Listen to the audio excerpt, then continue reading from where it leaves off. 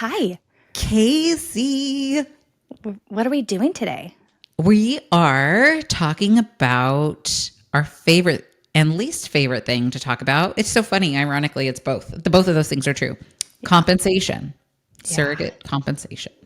We'll fight hard, but we also want to educate as well. We want to be respectful of intended parents as well, which I think is a factor. Adds another layer. There's so many freaking factors that roll into creating compensation. This actually came up recently in our Facebook group. Somebody was asking, like, how come some people get this much and other people get this much, and what are the things that go into it? I actually felt like I actually do need to break this down further. And I think I just said actually maybe like 7 times in that sentence. It's fine. We actually need to do this. So today, I actually need a nap. we're going to talk about misconceptions and naps. Yeah. And day drinking on the job. No, not on the job. No, the reality is bringing that component of all these surrogates have these questions, bringing the why. Well, how does a base compensation come into play? When you see those big ranges, what does that mean? What does that include? What does that not include? Does that mean you have to be going and having a C-section? No. What are those factors that you're considering, and how do those bases even get set up? And those all-inclusive numbers that these surrogates see when they're interested in surrogacy and starting to do that research. So when I first did my journey, it was 2015 when I first started looking into surrogacy. And no, maybe it was 2014. I delivered in 2016. But I only went with one agency. I went with the agency that a friend had recommended. They gave me their benefit package. They told me this is what it is. It was kind of implied that that just is what it is, and it's not. None of these things are negotiable. Yeah. Which, I was fine with. I remember feeling like it was a little low, and I wished that it was more, but I didn't say that. I just went with the flow. And my base compensation for my first journey was $28,000. Mm-hmm. And the benefits package on top of it was not very high. In California, guys. In California. As a surrogate in San Diego, in Southern California. It's so funny. We were just talking about this the other day. Like, Southern California surrogates are the most highly compensated because a lot of intended parents think, for whatever reason, that they need to have a surrogate in Southern California. What are some of those reasons, Casey, that you hear from parents of why? I think who's telling them that they need a Southern California surrogate? Typically their attorney is. Sometimes the doctor is, but a lot of times if these parents are looking at the best of the best, they're typically finding their clinics in California, and a lot of them, statistically speaking, have good ratings on getting the surrogate pregnant on the first try. Yada, yada, yada. But I think it's more down to the laws around surrogacy, and the parentage for the intended parents was established as the best of the best is California, right? But the reality is there are so many amazing states that have followed suit that have these same laws that are in favor of these intended parents, pre-birth order, being on the birth certificate, and not having any struggles with that acknowledgement that they are the parents. So I think that's where it came from.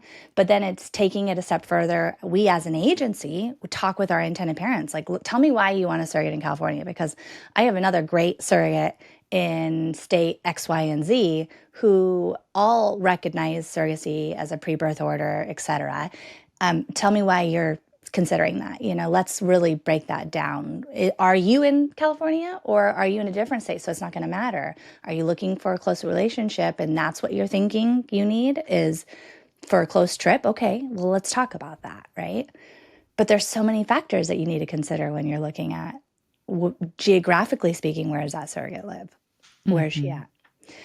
So, and California's massive. Yeah. So a lot of times you see parents get hung up on she needs to be in California, and they don't care if she's in Northern Barstow or Bakersfield or, somewhere where you don't necessarily it's not easy location to get to. It doesn't have a lot going on. There are rural parts of California that don't have close access to great hospitals, but they're still going to have that California price tag.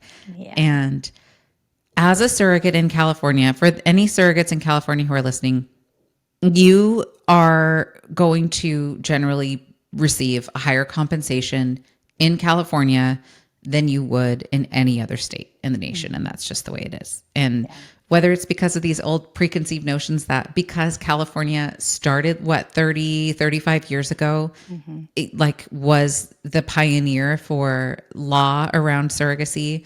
There are a lot of really excellent fertility clinics in Los Angeles that we work with all of the time, but we have intended parents that come from international to work with those clinics.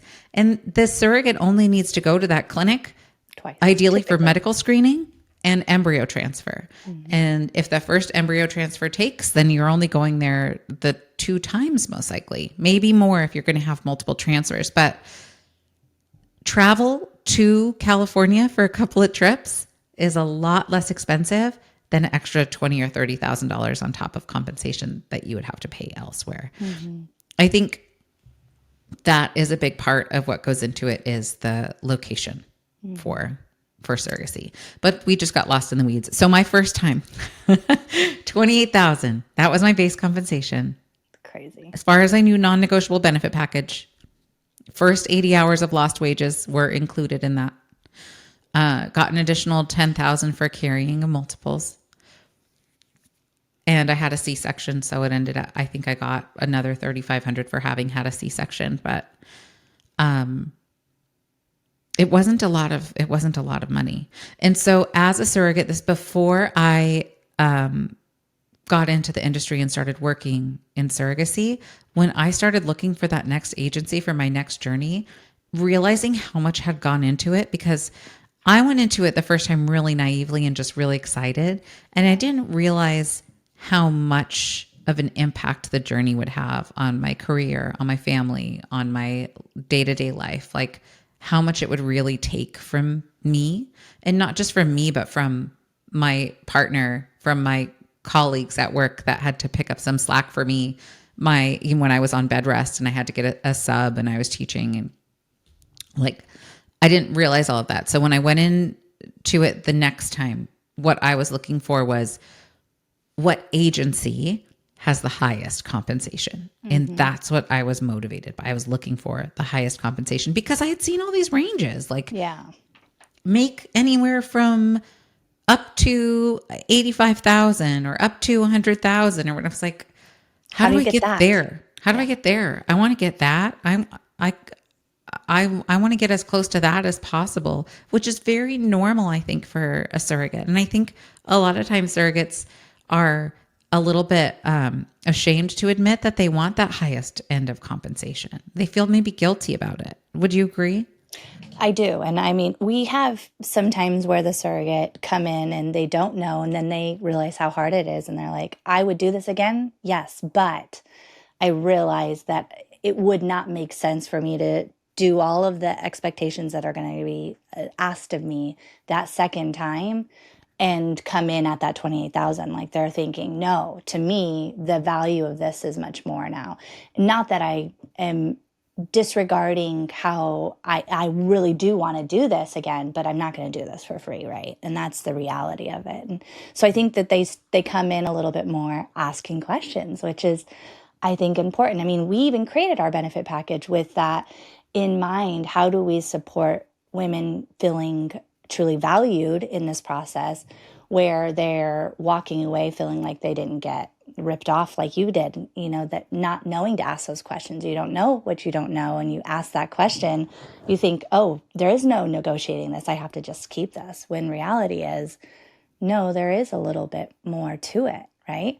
Even just down to, so we have a pretty set benefit package, and why we do that is I want to make sure that we are representing both parties correctly. So the intended parents who were saying, here's the benefit package, it is very thoughtfully done with extra little bonuses at the legal phase of the process, embryo transfer. There are these bonuses that we have to compensate this surrogate for the time and energy that she's put into this process, right? But the reality is the base compensation we don't set. We look at the surrogate's full profile, so to say. How many pregnancies? Did she have any complications? Is there any, so to say, basket items in her profile that are going to make it harder for a clinic to approve or a parent to say yes to? But then that's what we're looking at for that base compensation, so that it feels right, so it sits well with her and she feels valued and not taken advantage of. So I think that's the difference. I think we're always, when we're looking at, I was trying to explain this the other day in our Facebook group, and I think, I think people got it.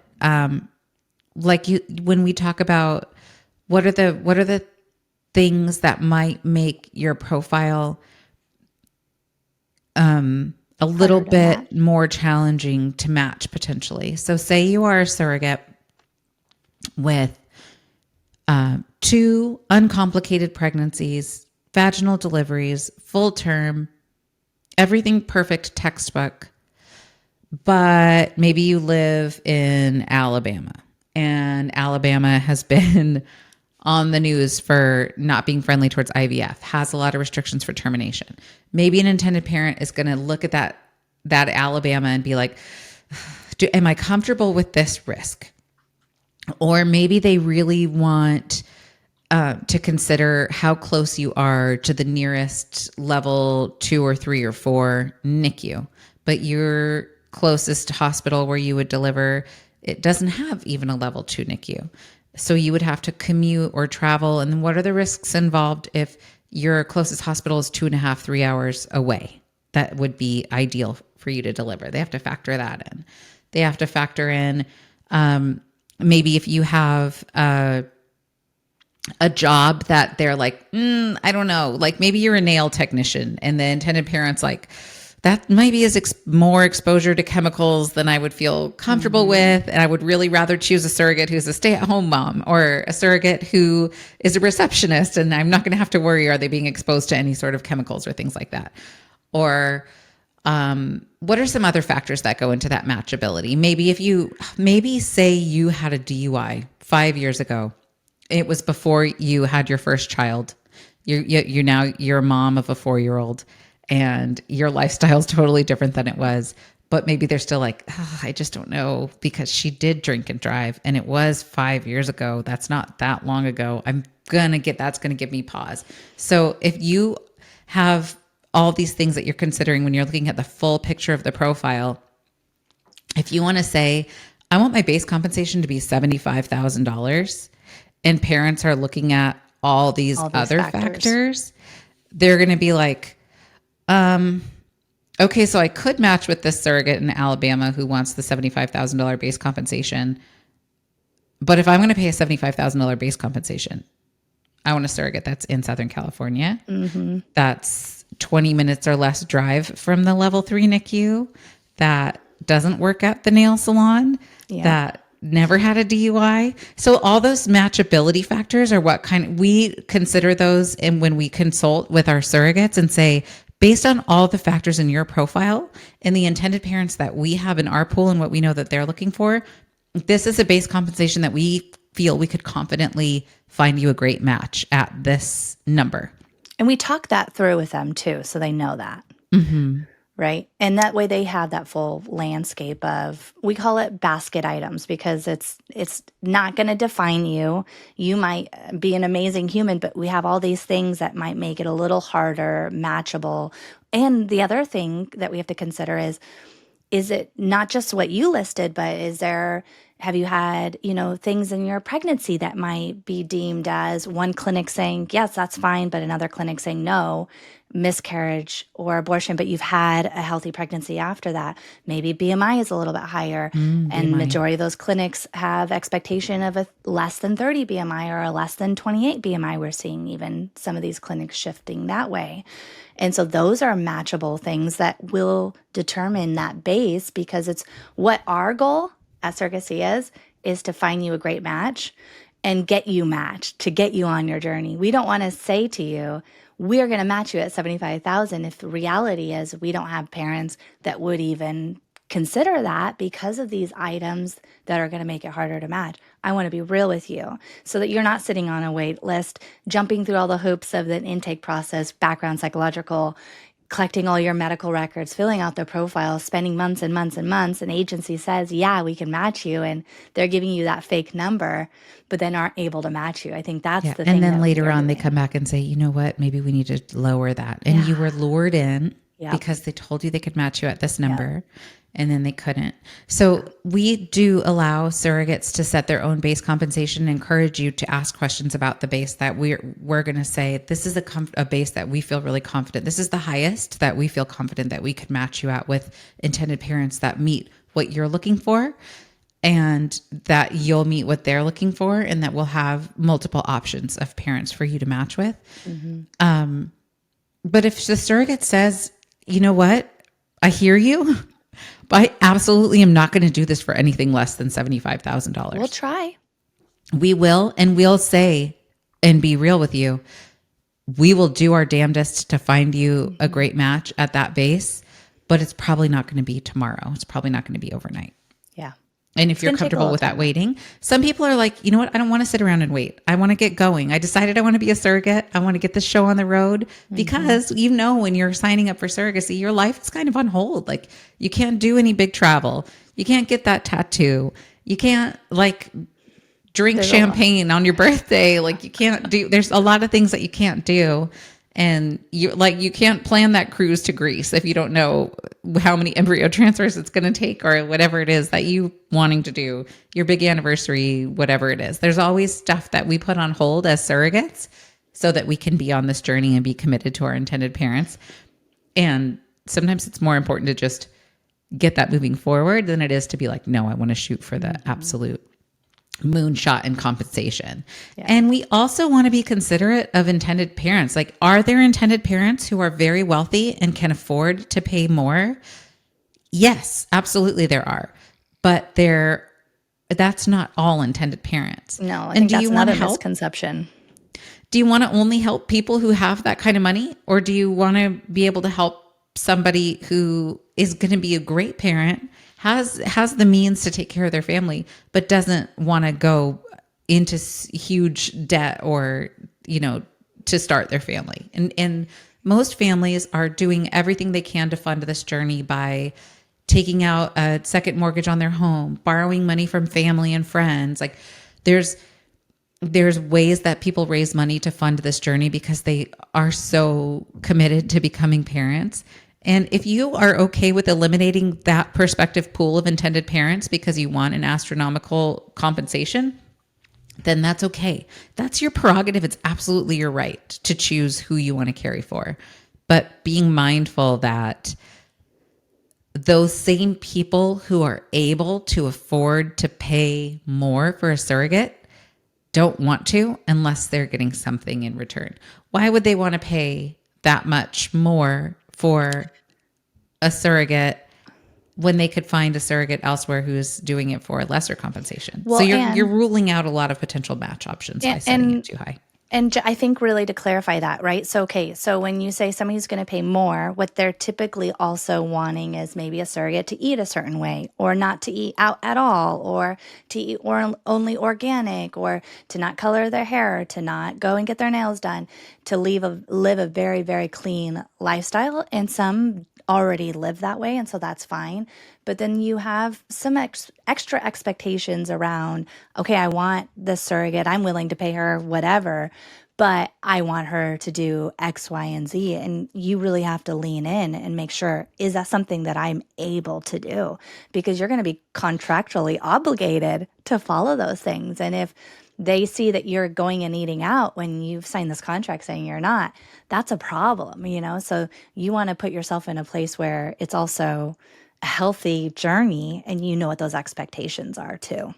And sometimes we put on these rose-colored glasses too and we think, oh, I can do that. That'll be easy.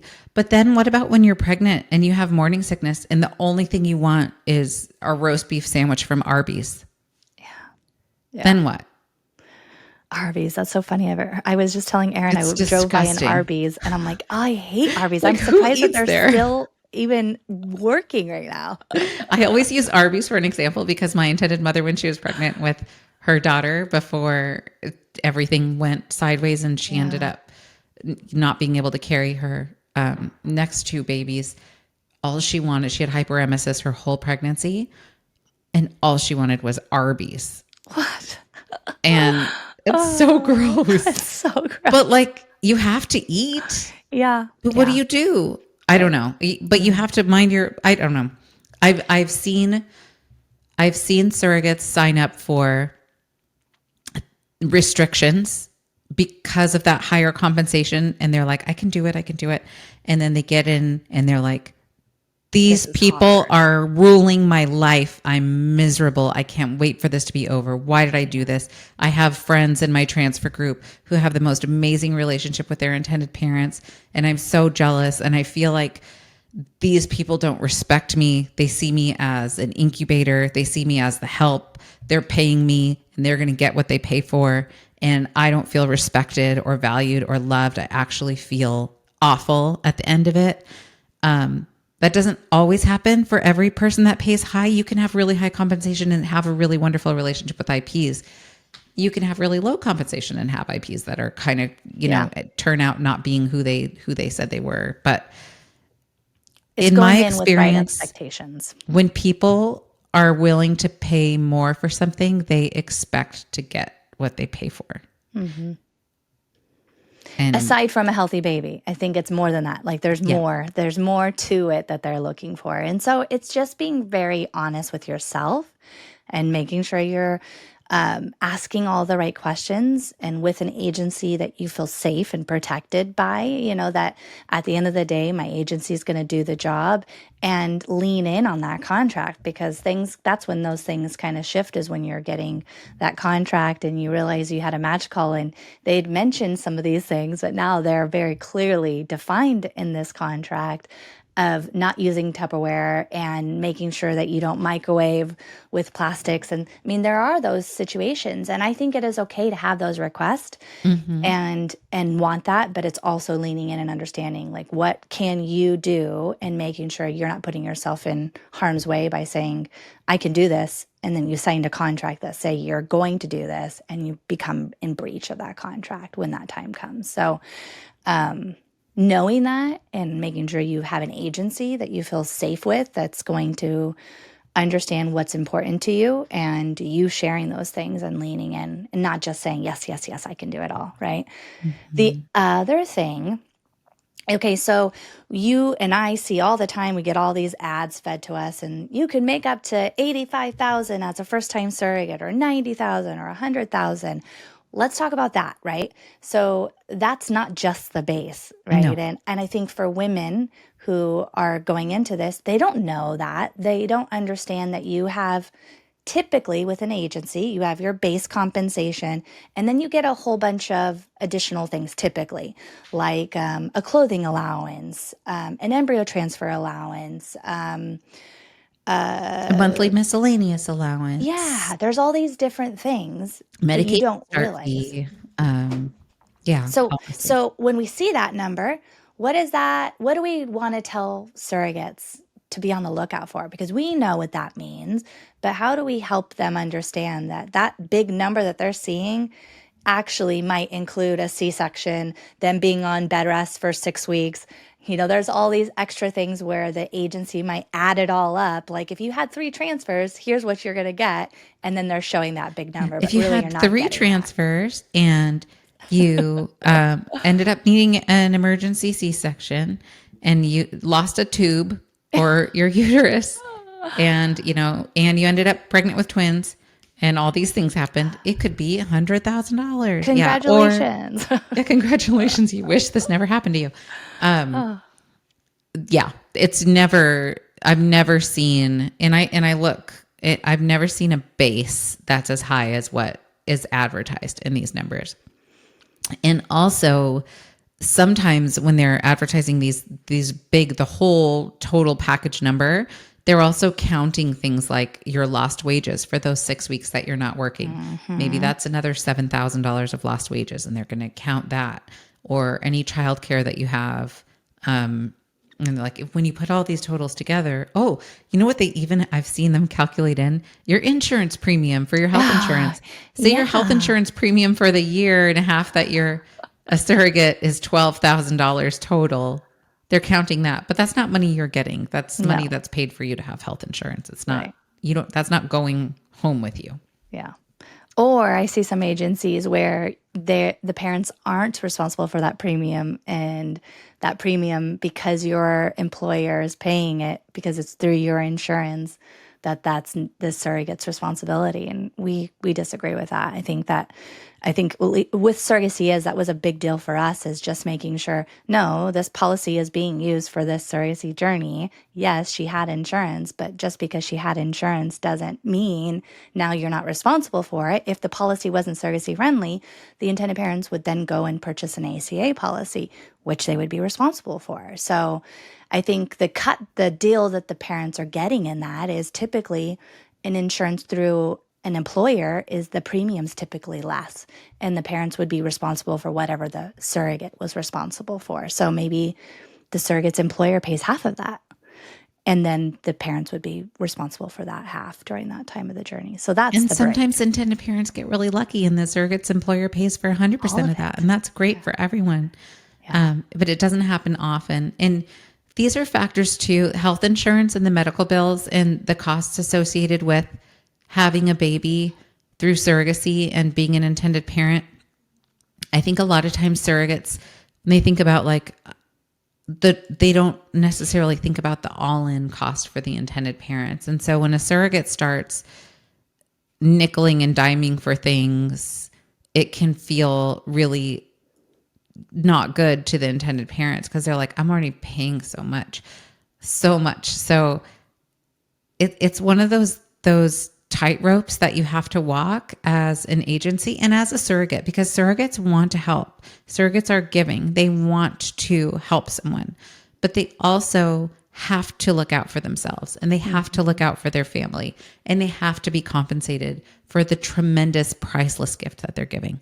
So all these things have to be considered, and compensation is one of those tricky places where I feel like there's so many different schools of thought, and we could debate this with different people all the time and land in different areas, but as far as where we've landed as surrogacy is, I feel like you and I have spent so much time evaluating other agencies' benefit packages, our own benefit package as surrogates, the benefit packages we were signing surrogates up for at the other agencies that we used to work for when we were doing intake. And we looked at all this whole picture, agencies that are offering really outlandish compensations, because there are agencies. Like, I'm not going to lie to you and say that you couldn't find an agency that's going to give you $100,000 base compensation as a surrogate. As a first-time surrogate. As a first-time surrogate. You can find that agency. I wouldn't go there. Matched with parents who were not planning to be a part of the journey and sending a nurse, a wet nurse, to the hospital to pick up the baby. And maybe you never get to hold that baby, and maybe you never get to know any updates about that baby. And maybe in the back of your mind, you wonder, did you participate in some sort of human trafficking thing because you wanted an extra $30,000 and you're not sure, and you just have to kind of carry the weight of that? Yeah. If you want to do that and you're comfortable with that, like, I don't know how to talk somebody out of that, but that happens. I think there's also those agencies that will obfuscate and mislead intended parents about so like we mentioned, all these items that go into your basket and your profile as a surrogate that kind of impact your matchability a little bit. There are a good amount of agencies that are very comfortable not disclosing that to intended parents. Oh, so you used to be a smoker and you just quit 6 months ago. If it's not in your medical records, we're going to leave that off of your profile, and we're not going to tell the intended parents that you're actually a smoker.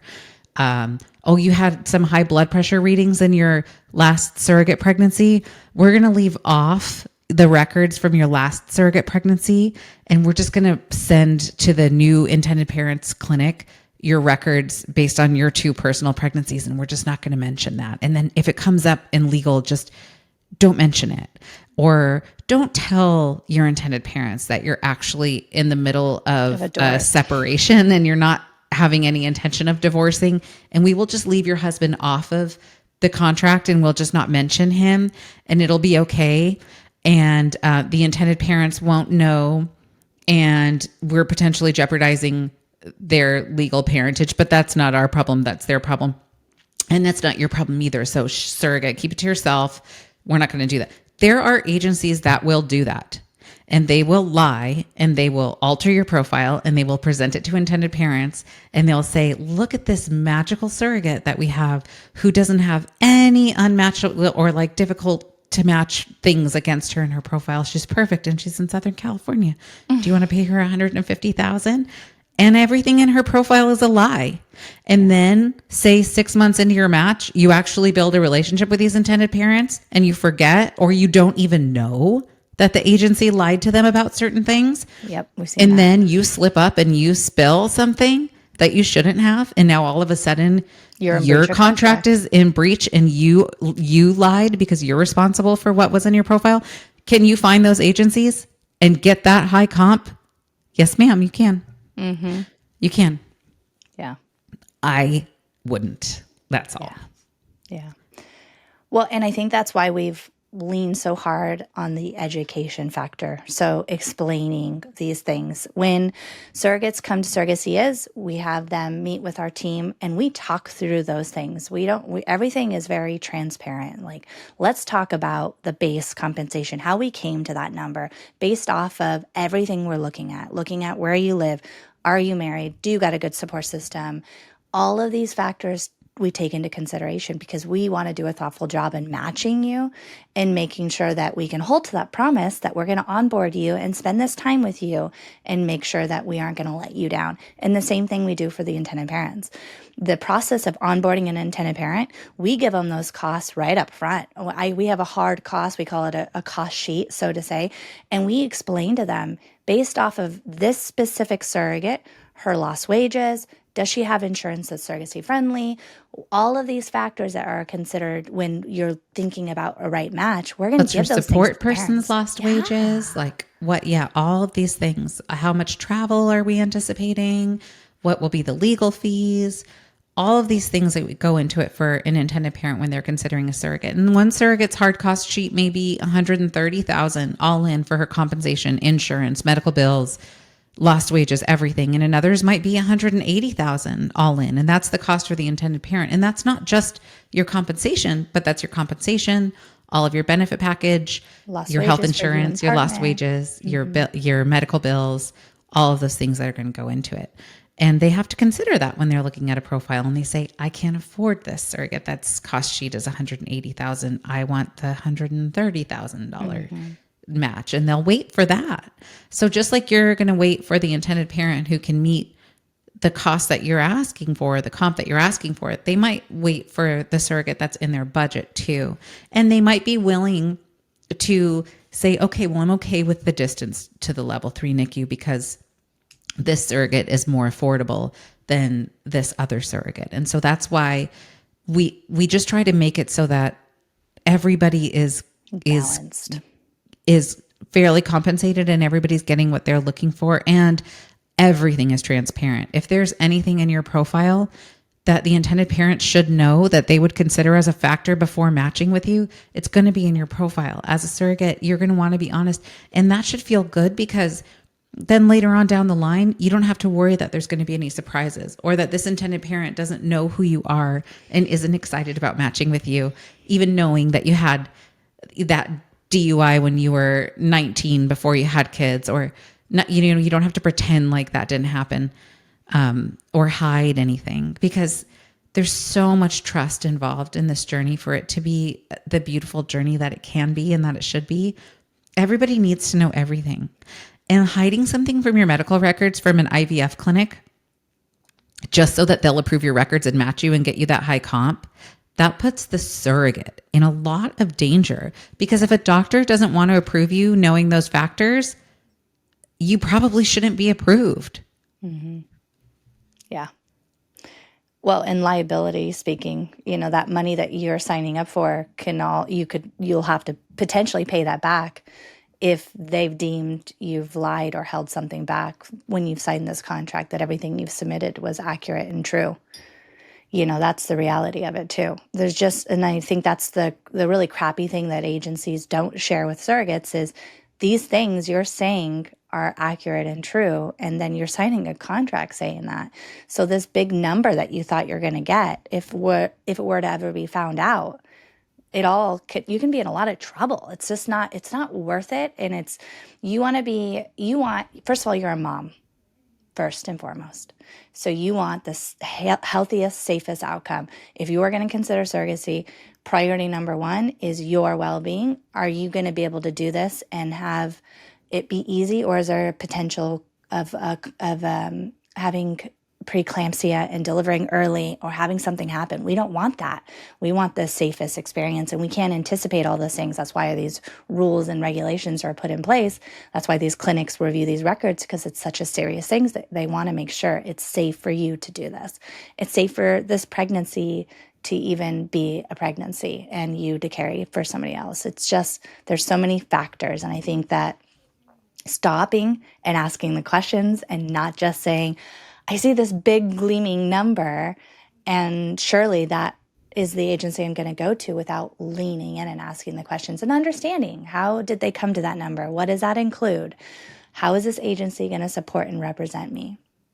And to be fair, if it's possible for us, and we know I have intended parents that want a Southern California surrogate with no C-sections and no miscarriages, and we want her to be experienced, and we want her to have a higher education, and we want her to have a really stable long-term marriage or partner relationship, and we want all these things. And this is what in the industry they call the unicorn of the surrogate, right? Will that surrogate be able to get $100,000 base compensation, and in some cases more? Absolutely. Yes. And will it be safe to do so? And will the intended parents have the full picture? And will that surrogate have to sign away her freedom? Not necessarily. There have been many cases where we have been able to recognize on a surrogate's profile that she qualifies for this higher amount of base compensation based on the number of intended parents that are looking for these qualities. And we will always tell that surrogate, I don't know if you want $100,000, but based on what I'm looking at on your profile, I think you could get that. We will tell her that, and we will help her get that compensation.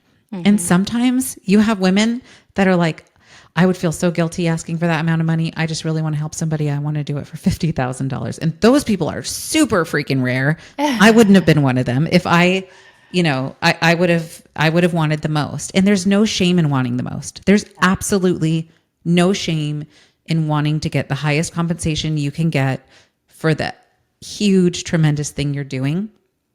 And we will always, always, always try to help everyone have that clear picture of what is the highest compensation that you could get based on these factors and your matchability and what we know from being in the industry as long as we have, and the intended parents that we have in our pool. We know that this is the highest compensation that we could confidently match you at, and we are going to tell you that number. I think mine, thinking back, my first journey, he's going to be 15 in July. I want to say it was under 20,000. I feel like it was like 18, 19, 20. Yeah, I mean, you got to think about that was 15 years ago, 16 years ago, because I was pregnant for 9 months, right? So, I'll have to go back and dig it up, but I want to say it was 20 or less as the base. So, wow, things have shifted. Mm-hmm. But also, if you think about back then, I mean, in 2010, $20,000 was a lot more money than $20,000 is today. Yeah, that's true. That's true.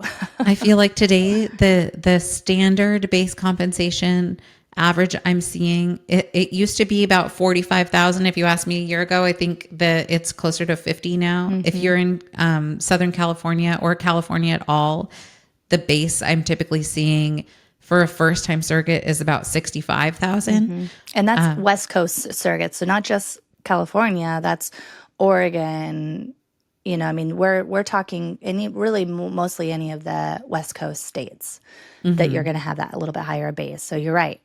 I'm seeing it be about 60, 65 on average. That's for the first time surrogate. So then when you have an experienced surrogate, that's a whole nother podcast, honestly, because it's really just an opportunity to say there are more things that come into play. You have intended parents who say, I have one embryo.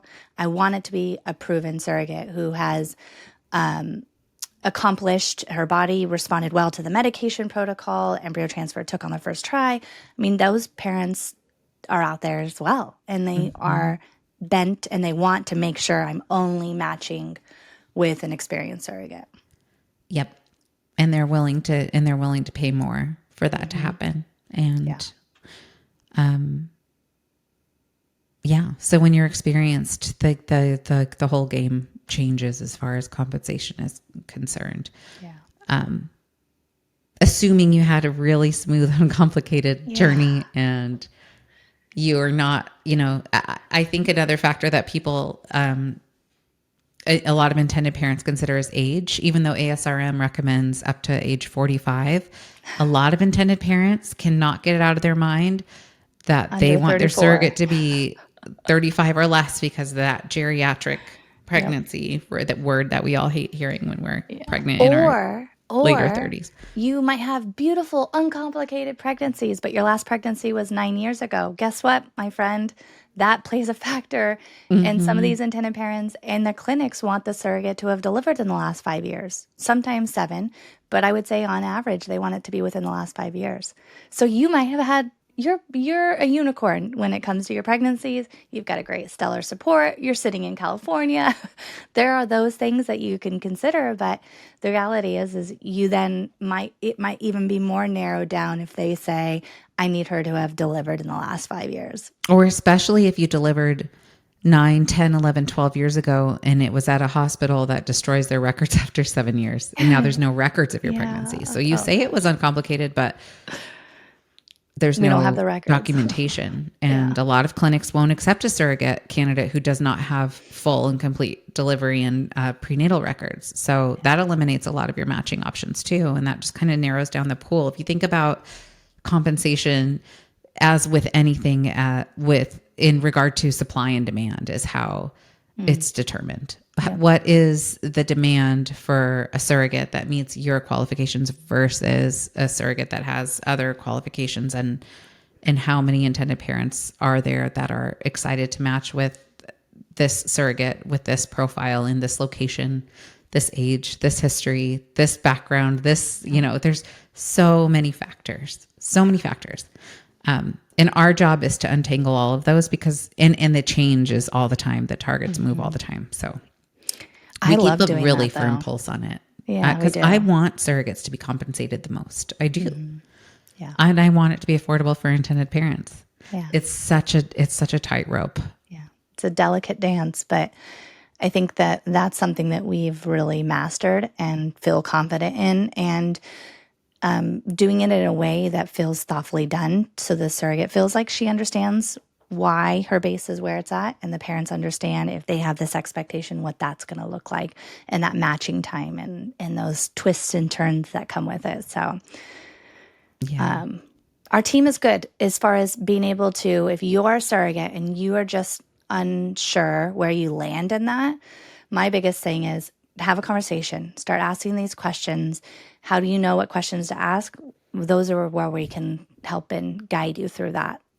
Make sure if you want to find out an honest answer as far as based on your history, your profile, get on a call with one of our surrogate advisors. They'll create your profile for you. They'll ask you all the questions to determine, and then you'll have a call and we'll see what options you have. Our matching team will look at that profile and say, yes, we could absolutely match her. I think this is the top of the compensation. Always we give you the top. This is what we think top we could match you at, and we'll give you that number, and you can say, you know what, I want more. Yeah. And we can say, you know what, I'll try. Or we can say, I don't think that's realistic, but here's a few agencies that we can refer you to if we think that we're not going to be the right one. The other thing that I hate, oh my God, it makes my skin crawl. When I hear these other agencies, they do these podcasts or they share this information, they'll say, so what is your last final words you want to leave the surrogate? You'll say, just do your research. Well, first of all, you don't know what questions to be asking. So what I say to that is, yes, do your research, but the research you should be doing, the information you need to be asking is go to an agency, come to Surrogacy Is. Let's have a conversation. Let me explain to you why we got to where we're at with your base compensation. And now you know you can go ask those other agencies and see where they land. And you'll have those questions to be asking to understand how they're coming up with their numbers. That I feel like is actually leaving the surrogate with tools in her toolbox for her to understand where does she land and all of that. Otherwise, if you just say, do your research, where do you start? What questions do Well, you ask? then you call some random agency too, and they're like, "No, that's low. We can get you 85,000." And you're like, "Well, yeah, I want that. Sign me up. I'm gonna get the 85K. Yeah, out all day. I don't want the 50,000 that they said that I could match at. I want the 85. So I'm gonna go here." And then you go through their intake, and Spend months. then you sit there and they can't match you, or they tell you you're declined and they send you a form email, or they present you with a match that isn't anything like what you were looking for in an intended parent, but they say, but this IP can meet your base. And then you have to have that tug of war in yourself. Like, what do I value most in this journey? Am I okay with sacrificing all the things that I thought that I wanted in a relationship because this IP will meet my base, even though they don't check any of my boxes? Then you have to be like, but it's $85,000. And And then maybe it is. And I think those are the things. And are you going to be doing this on your own? Is the agency involved? Are they going to support you? are they going to match you and then see you later? Like, Yeah. because that There's so happens a many lot too. factors. Yeah. I think this is good. Welcome to Misconceptions, Surrogacy Is. The unveiling of compensation. Yeah, there's a lot. There's a lot that goes into it. I think it's important to have these transparent conversations about it because it does feel like a mystery. How do they set these numbers? And I do want to peel back the curtain on that. I think when I saw that question come up in our Facebook group the other day, I was like, I'm realizing that maybe we're not doing as good of a job as I thought we were at making it really clear how we come up with this stuff. And so I'm really glad that we're having this conversation, and I hope that it helps. Yeah, me too.